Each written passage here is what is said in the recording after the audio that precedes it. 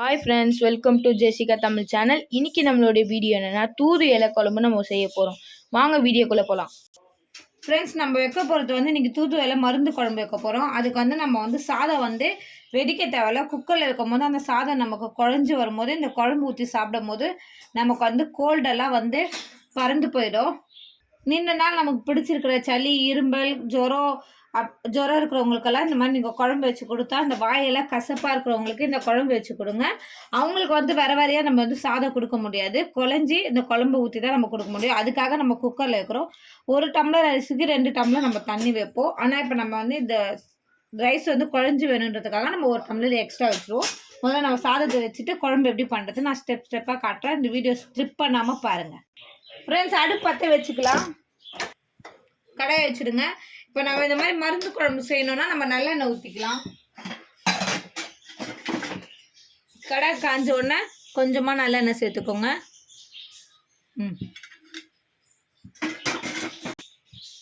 எண்ணெய் காஞ்சிட்டோம்னா நம்ம என்ன பண்ணலாம்னா பூண்டு சேர்த்துக்கலாம்.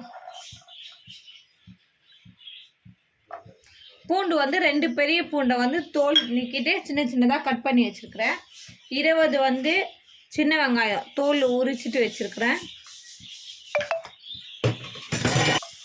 பூண்டு நல்லா கொஞ்சம் ஃப்ரை ஆனதுக்கப்புறம் சின்ன வெங்காயத்தை போட்டுடலாம்.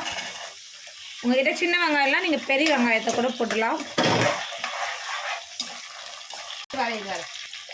2 பெரிய வெங்காயம் போட்டுக்கோங்க. இந்த அளவுக்கு புளி எடுத்துக்கோங்க. புளியை நல்லா ஊற வச்சுட்டு வந்துடுங்க. நல்லா வெங்காயம் வதக்கட்டும். அதுக்குள்ளே என்ன பண்ணலாம், நம்ம தூது இலையை வதக்காமல் அப்படியே பச்சை இலையை நம்ம நல்லா பேஸ்ட் மாதிரி அரைச்சிடுவோம் மிக்சியில் போட்டு. வெங்காயம் நல்லா ஃப்ரை ஆயிடுச்சு. இப்போ பெரிய தக்காளி 3 கட் பண்ணி வச்சுருக்கேன். இந்த பெருசு கட் பண்ணுங்க. இப்போ அதே போட்டுருவோம். நல்லா பேஸ்ட் மாதிரி அரைச்சிக்கோங்க. பெரிதா இந்த அளவுக்கு போதும். ஏன்னா ரொம்ப திப்பியாக அரைச்சிட்டிங்கன்னா சாப்பிடும் போது வாயில் கடிப்பட்டால் சில பேருக்கு பிடிக்காது. ஆனால் நல்லா பேஸ்ட்டாக அரைச்சிக்கோங்க. மிளகு எடுத்துக்கோங்க. உங்கள் காரத்துக்கு ஏற்ற மிளகு எடுத்துக்கோங்க. எந்த அளவுக்கு உங்களுக்கு காரமாக வேணுமோ அந்த அளவுக்கு எடுத்துக்கலாம். நான் வந்து ஒரு 5-6 ஸ்பூன் எடுத்திருப்பேன். இந்த அளவுக்கு எனக்கு மிளகு போதுமான அளவு. இதில் வந்து பாதி அளவு நீங்கள் சீரகம் எடுத்துக்கோங்க. நான் இந்த ஸ்பூனில் 5 ஸ்பூன் மிளகு எடுத்தேன். 2.5 ஸ்பூன் சீரகம் எடுத்துருக்குறேன். நீங்கள் அதே மாதிரி எந்த ஸ்பூனாக இருந்தாலும் மிளகு எந்த ஸ்பூனில் எடுக்கிறீங்களோ அந்த ஸ்பூனில் பாதி சீரகம் எடுத்துக்கோங்க. இதை வந்து நல்லா பேஸ்ட்டாக ஒன்றும் பாதியமாக நம்ம வந்து நுணுக்கிட்டு வந்துடுவோம். இதை காட்டு மிளகு சீரகத்தை வந்து நம்ம இந்த அளவுக்கு பொடி பண்ணி வச்சிட்டோம். இப்போ நம்ம இதை வந்து சேர்க்க போகிறோம். தக்காளி வெங்காயம் நல்லா வதக்கிச்சு பாருங்கள். இந்த அளவுக்கு ஆனதுக்கப்புறம் நம்ம இந்த மிளகு சீரகத்தை ஃபுல்லாகவே இல்லை சேர்த்துருவோம். நம்ம தண்ணி ஊற்றாமல் தான் அரைக்கிறோம். ஆனால் நம்ம அப்படியே சேர்த்தா எல்லாத்தையும் சேர்த்துட்டு இந்த நல்லா இப்படி ஒரு வாட்டி திருப்பி விட்டுட்டு நம்ம இப்போ இதில் என்ன சேர்க்கணும், மஞ்சத்தூள் 1/2 ஸ்பூன் மஞ்சத்தூள் போதும். தேவையான அளவு உப்பு சேர்த்துக்கலாம்.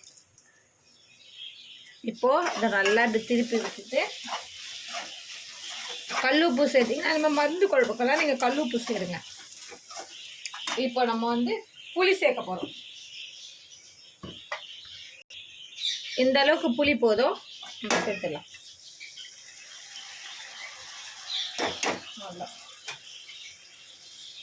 இது நல்லா திருப்பிட்டு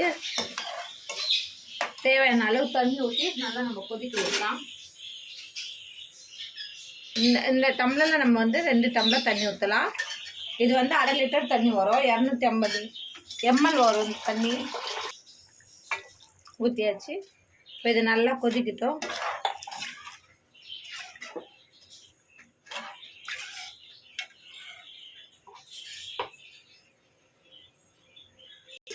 நல்லா ஒரு கொதிச்சிச்சு. இப்போ என்ன பண்ணலாம், நம்மனா இந்த மிக்சியில் அரைச்சி வச்சுருந்த அந்த நம்ம விழுதை வந்து சேர்த்துக்கலாம்.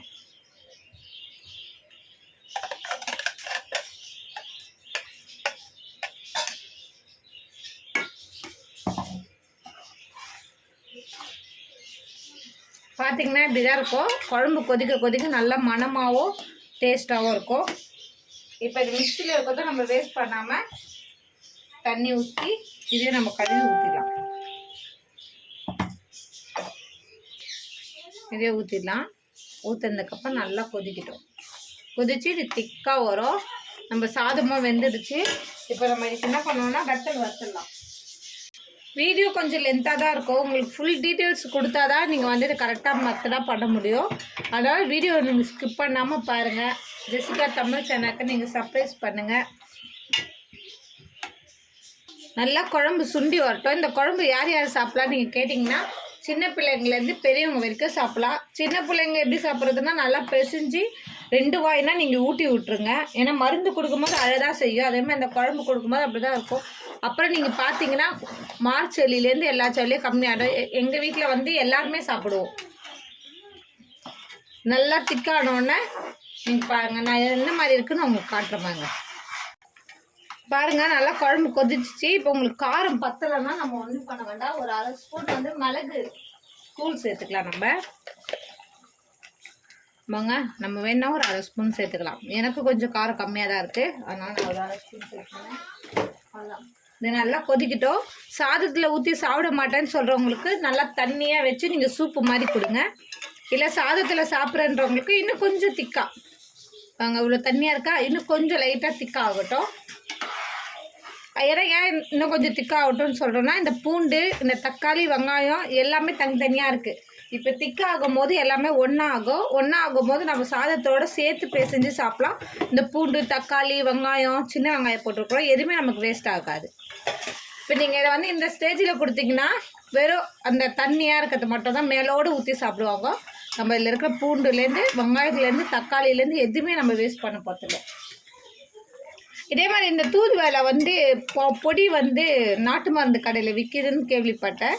நான் வாங்கி ஒரு நாளைக்கு அப்படி சமைச்சு உங்களுக்கு காட்டுறேன். இது வந்து நான் வீட்டிலே செடி வச்சுருக்கிறேன். அதில் வந்த இலையிலேருந்து எப்போல்லாம் இலை வருதோ அப்போல்லாம் நான் சமைச்சிடுவேன்.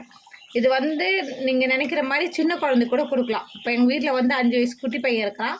அவனுக்கும் நான் இன்றைக்கி இந்த சாதம் தான் ஊட்ட போகிறேன். 5 வயசு குழந்தைலேருந்து இன்னொரு பாப்பா ஒருத்தவங்க இருக்கிறாங்க, அவங்களுக்கும் இதே தான். கொஞ்சம் அழகாக செய்வாங்க, இருந்தாலும் நம்ம வந்து டைட் பண்ணி நம்ம ஊட்டி விட்டுடணும். பாருங்கள் ஃப்ரெண்ட்ஸ், நல்லா குழம்பு கொதிச்சிச்சு. நம்ம ஊற்றின எண்ணெய்லாம் நமக்கு மேலே பக்குவமாக மேலே வந்துடுச்சு. இது அருமையான பதிவு. இதை மிஸ் பண்ணாமல் பாருங்கள். உங்கள் ஃப்ரெண்ட்ஸுங்களுக்கெல்லாம் ஷேர் பண்ணுங்கள்.